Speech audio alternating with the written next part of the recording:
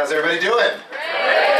Well, congratulations, everybody. I am so excited and proud of all the work that's been going on here. I want to thank our special guests who are here. Of course, our president, who is here. Thank you so much. And this is the first time I've been in your new campus. As I was coming this way, my security detail suddenly went south on the 110. I said, that's not where Cal State LA is. And I said, oh yes, it is now. So congratulations, it's great to be here. And thank you, Bill, for your leadership and for the great friendship we've had since I've been mayor and under your tutelage as well at Cal State LA. Thank you too to Miguel Santana, our great CAO, for being here and spending time.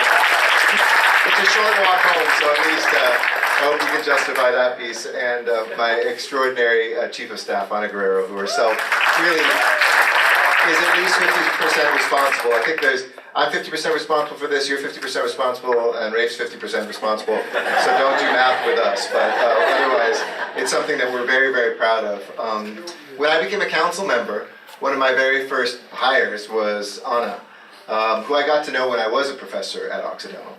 And I used to joke when I was a professor at Occidental, I had all the time in the world to think about problems, and no power to do anything about it.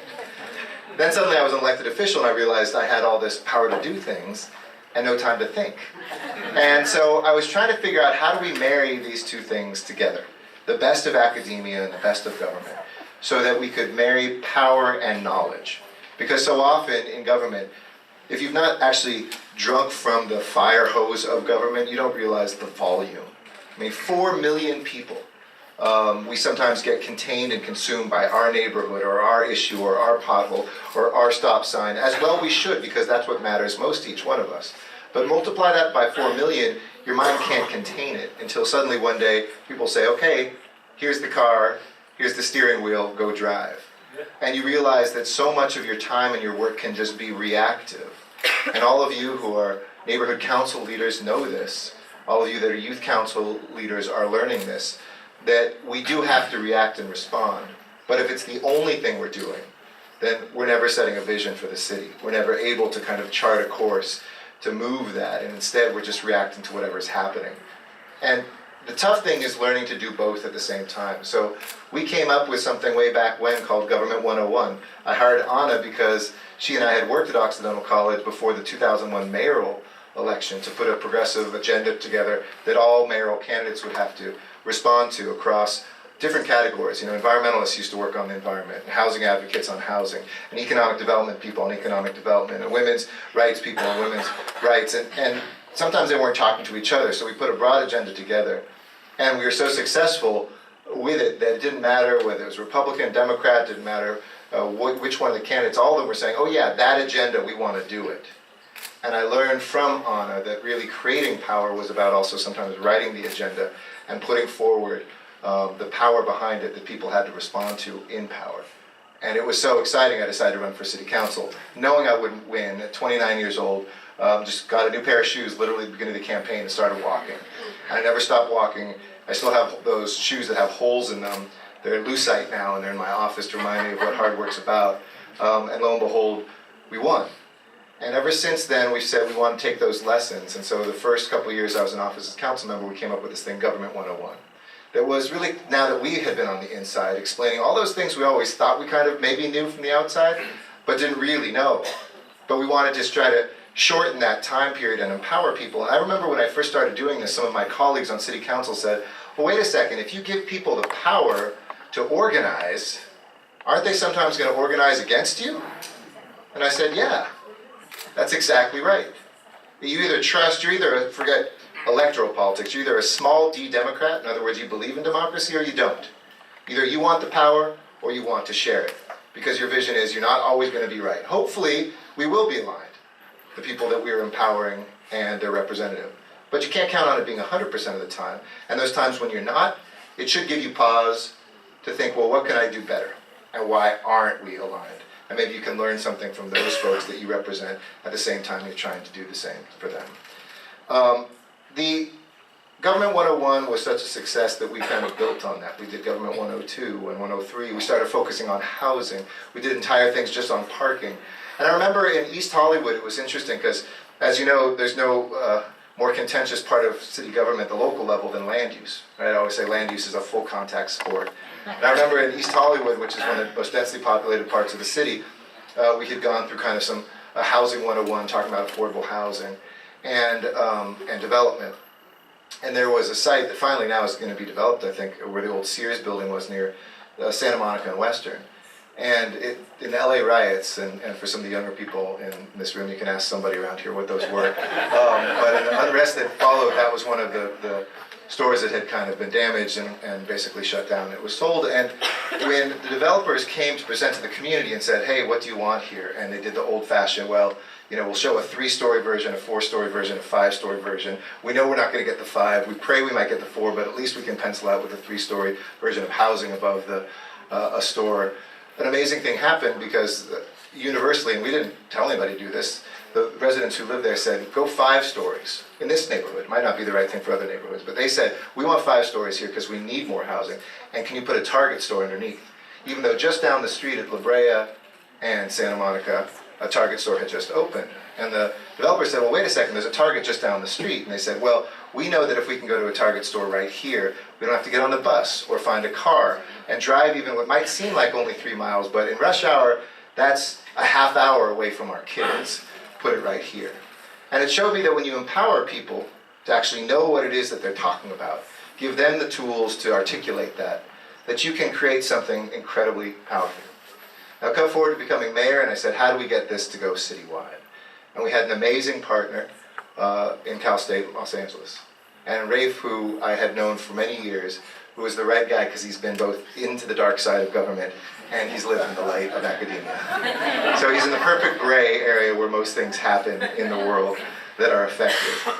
You know, last month I was at the White House for the U.S. Conference of Mayors, where I call it Mayor's Prom, because all the mayors, big and small, come together. And one of the highlights of it is that we all always get, no matter who's in the White House, Republican, Democrat, invited to the White House.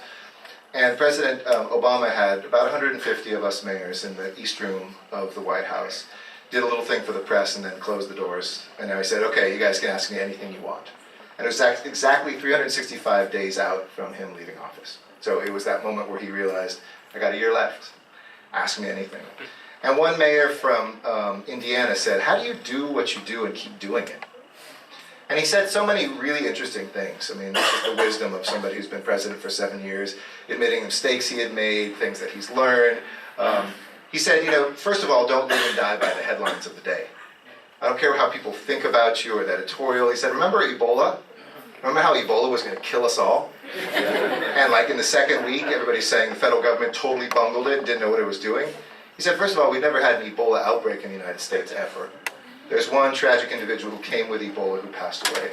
But after that first week of the CDC trying to figure out how to do it, not one other person died in the United States. He said, but there was no headline a few months later that said, US beats Ebola. President Obama's leadership incredible. Moving on to something else that said, now you suck at this. And you're doing terribly at that. And he said, you have to have the patience to be able to see things for the long term. And it's the way I've tried to, even just in 2.5 years, govern as mayor. You can't live and die by what an editorial says one day, or what the mood is. You have to think about 25 years from now as an Angelino, when I'm no longer the mayor, when you're no longer a neighborhood council reps or a youth council member, what are you going to feel happy having done? What are you going to feel good about having accomplished? Because the other thing the president said is, you know, once you realize that there is no problem that we cannot solve, but you also realize there is almost no problem we can solve tomorrow, then you're free to do it. You're still an idealist knowing that you can solve anything, but you're a realist enough that saying, homelessness will not be over tomorrow, but that shouldn't stop us from addressing homelessness, which I'm very proud that we took on even before things got worse in this city. That 6,000 homeless vets today that weren't in housing a year and a half ago are, because we decided to make a difference there. And when you adopt that philosophy that we all are incredibly powerful, there is nothing we cannot do. A city of 4 million people, the most populous city in the most populous state in the greatest nation on the face of the earth, if we can't, who can? And I believe that we can. Those are not your jazz hands, that's my 10-minute warning? Okay. Civic University 2.0 is the graduate school of what we have put together. You have all now gone through not just the first level training, but a second level training to set forward, planks that are not my planks. They happen to be what I articulated in this administration, but a more livable city, a safer city, a more prosperous city, a better run city, and a better connected city. That should be what we all want to accomplish, so that we can make sure that we don't, with prosperity, just average things out.